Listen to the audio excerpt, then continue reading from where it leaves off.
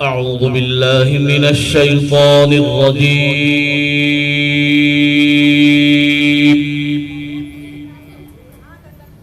بسم الله الرحمن الرحيم.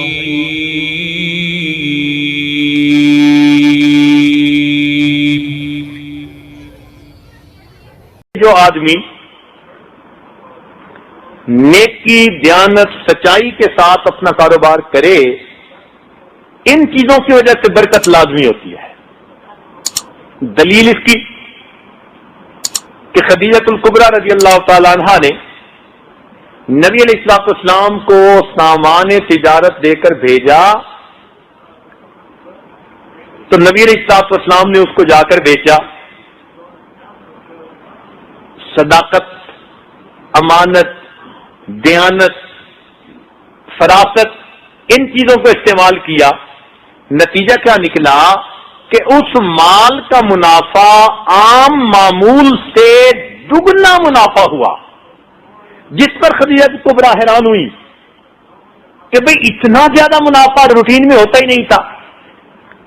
علماء نے لکھا ہے کہ جب نبی علیہ السلام نے پرائے مال پر اپنی صفات کو استعمال کیا، مال پرایا تھا، امانت اپنی تھی، دیانت اپنی تھی، صداقت اپنی تھی، فراست اپنی تھی.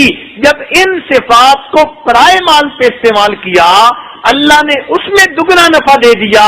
اے بندے، تو ان صفات کو اپنے مال پہ استعمال کرے گا، اللہ تجھے کتنا نفع عطا فرما دے. اس لیے 10 میں سے 9 حصے رزق اللہ نے تجارت میں رکھا ہے اور 1 حصہ رزق باقی نوکریوں میں.